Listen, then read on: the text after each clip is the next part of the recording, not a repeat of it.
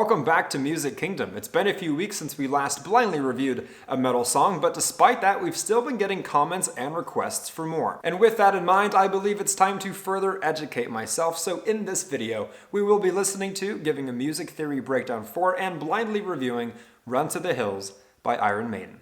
Hang tight.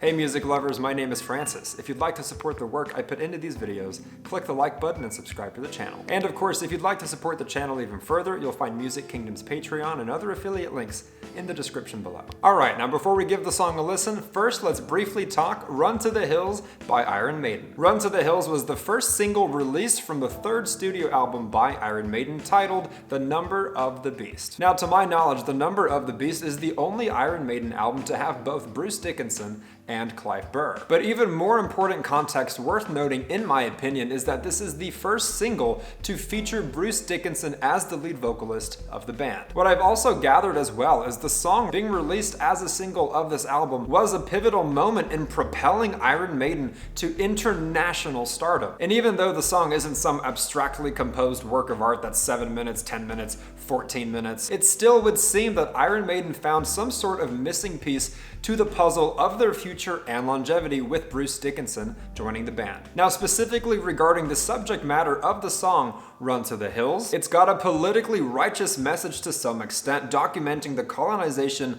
of the Americas, first by Europeans, then by Americans, with the first verse being from the perspective of a Native American, the second verse being from the perspective of a cavalry soldier, and then the third verse not from any specific perspective, condemning the effects of American expansionism on Native Americans. Which, in my opinion, is really badass, considering this album is roughly, 41 years old, and to talk about something like this long before it was hip or in just means a whole lot more and is unpretentious. And also considering the bad rap that Iron Maiden and other metal bands at the time would get during the 80s so-called satanic panic, being vilified and misunderstood during an era of the United States which was very, very conservative, which was very, very Christian. People left and right angrily condemning them for endorsing the occult or Satanism, when in reality they're writing songs like this in defense of Native Americans. Very cool in my opinion, and ultimately worth noting. Now with that all out of the way, I'd like to give a couple disclaimers. Disclaimer number one, I would like to acknowledge that this is by no means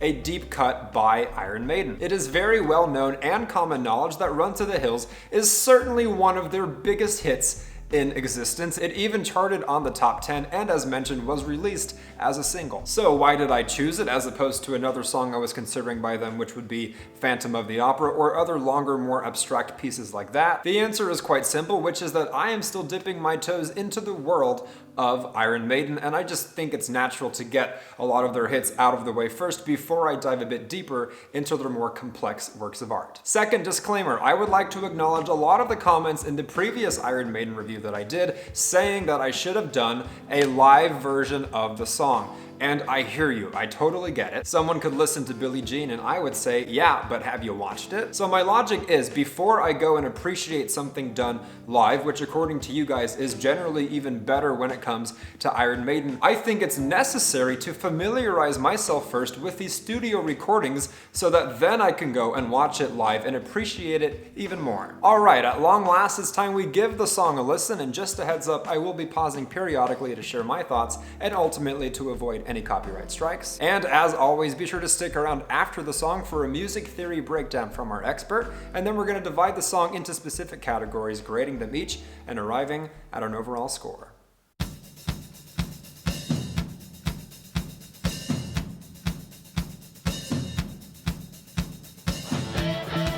What I'm learning to love about metal is how good it is at hooking you as soon as the song starts.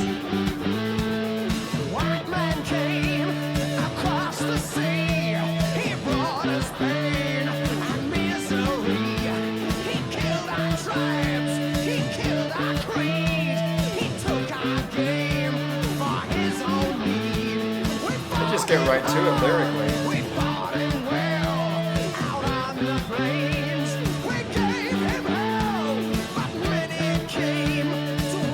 He's got such a unique voice. like his vibrato. Oh!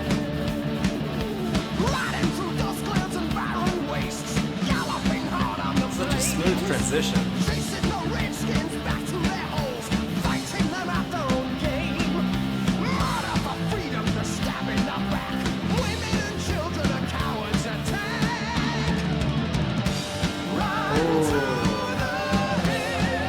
Oh, that's so nice.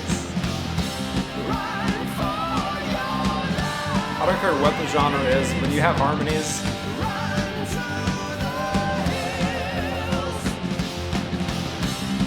especially in a genre like metal, I feel like harmonies hit even harder.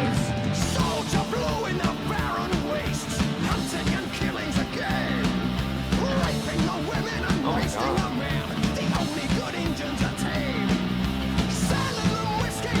Very well written.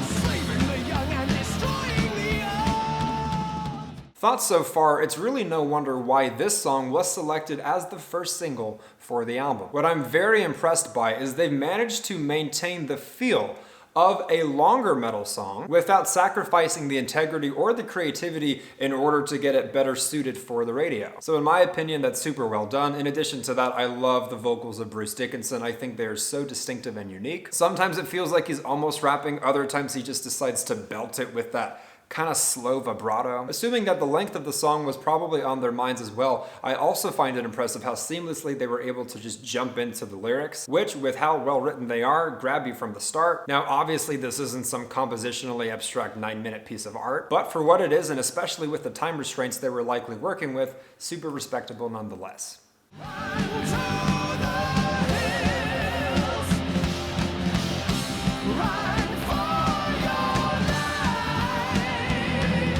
Drumming's insane.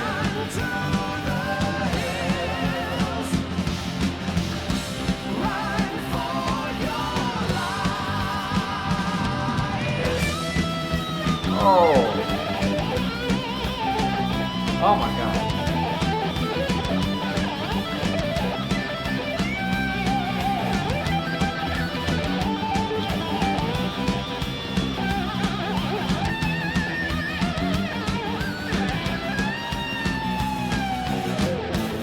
Oh, these transitions are so well done compositionally.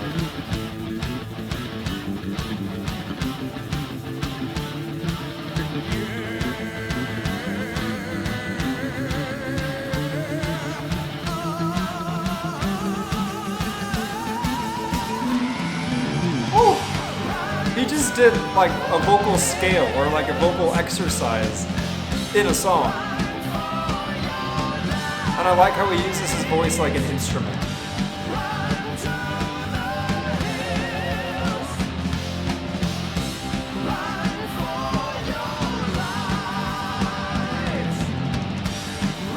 I like that the drummer is playing around a bit more.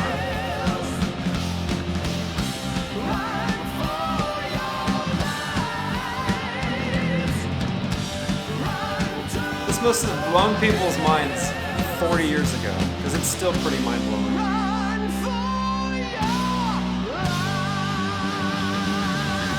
Bass guitar.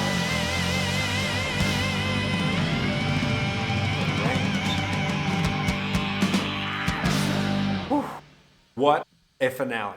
Alright, initial thoughts, definitely a journey, definitely an experience, especially with how short the song is. The guitar solo was absolutely face-melting, the vocals were top tier, love the touches of bass guitar, love what the drummer was doing, and in my opinion, the lyrics are so well written that they managed to keep you invested and engaged throughout the entirety of the song. Now, regarding what I briefly touched on a bit earlier in this video, I will add to that by saying you can tell in some respects, and I say this as a sign of respect, that they kind of dumbed it down. And while no, I'm not gonna call this song poppy or basic by any stretch of the imagination, you can tell, and to their credit, that by sacrificing just a little bit of creativity and not sacrificing any integrity, it's almost as if they found the perfect recipe for widespread appeal and mainstream success, which evidently, historically speaking, worked. Having said all of that, I do not think the song is perfect by any means, and of course no song is. And of course when I'm grading the song, I will ultimately explain why and get more specific. But before I can do that, first let's go to the expert's corner for a music theory breakdown and to see how he grades the song's composition. Welcome to the Expert's Corner. I'm here to give a composition score for Run to the Hills by Iron Maiden. This song is in the time signature of 4/4, and the key, in my opinion, is open to interpretation. That's actually one of the cool things about this song that I'm going to give it some points for. In the opening riff, before it gets fast, it's heavily in A minor. You've just got like a...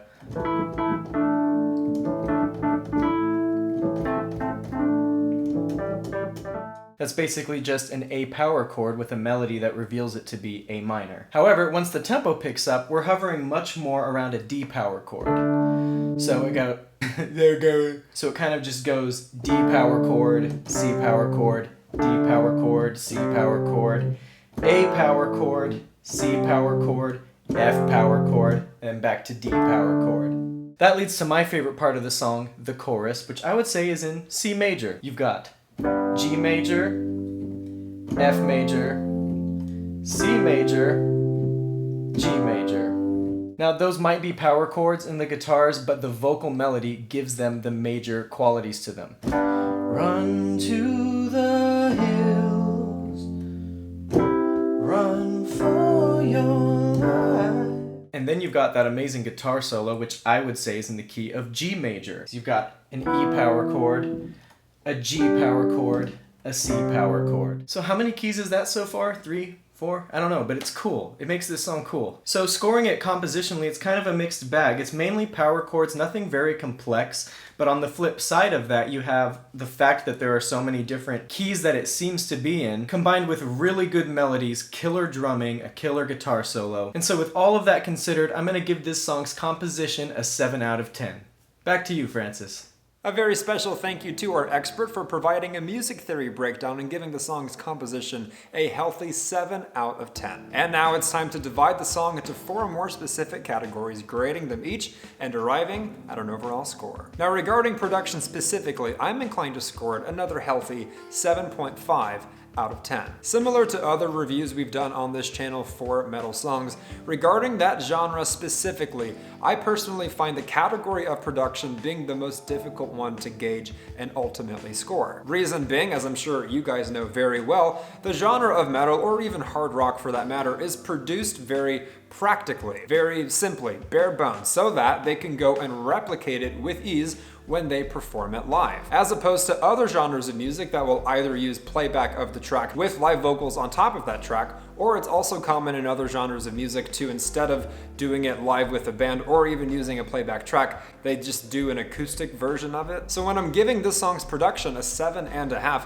it's not that I'm coming from a place where I'm thinking, oh, it's not good enough to be an 8 or a 9 or a 10. In my opinion, I'm more so just acknowledging how simple it is, and rightfully so. All that said, yes, I like how it's produced, albeit simple. The usage of harmonies was very clever. The mixing of all the instruments together as well was perfectly done. Knowing when exactly to insert the guitar solo, knowing when exactly to have the drummer add a little bit more spice, mixing the bass guitar in at the perfect moments. Very well done, in my opinion, just simple, and that's okay. Moving on to the category of lyrics specifically, I'm inclined to give them a very strong 8 out of 10. Very well written, they grip you as mentioned from the start, and they successfully, cohesively, and effectively manage to deliver a story that keeps you engaged from start to finish. And on top of all that, it's a very creative story as well. It's a very creative subject matter of the lyrics, especially when compared to some of the uninspired shit that comes out today. Now, why am I not giving it an 8.5, a 9, a 9.5, or a 10?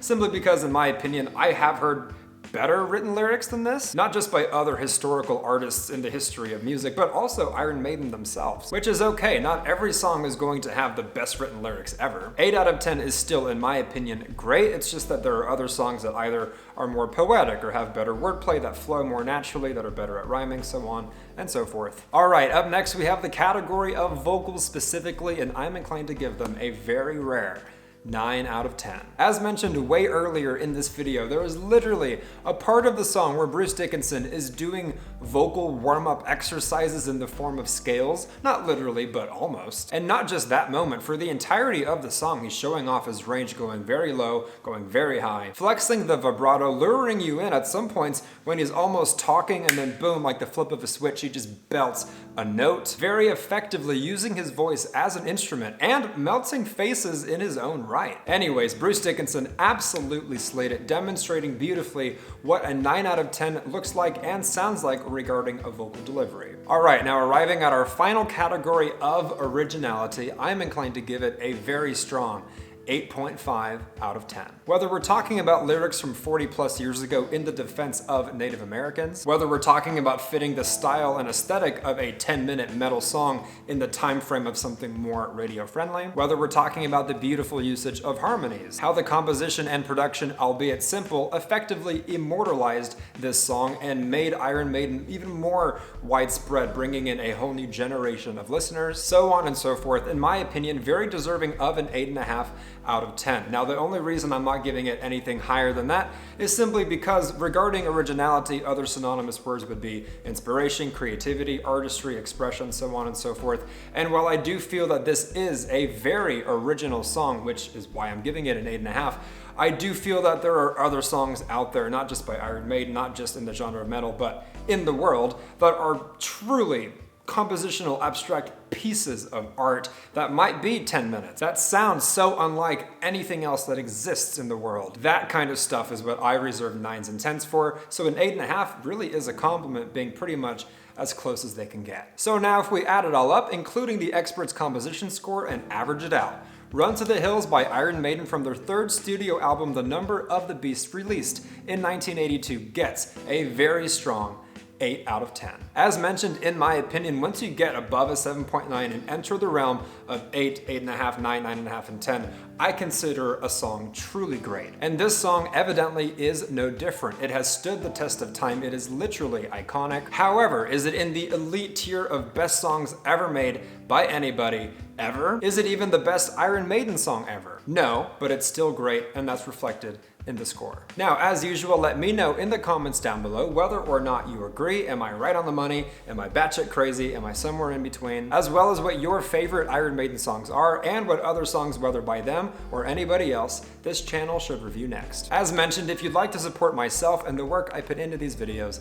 click the like button and subscribe to the channel. And of course, if you'd like to support the channel even further, you'll find Music Kingdom's Patreon and other affiliate links in the description below. This has been another edition of Music Kingdom. Thank you so much for listening with me, and I'll look forward to jamming with you in the next one.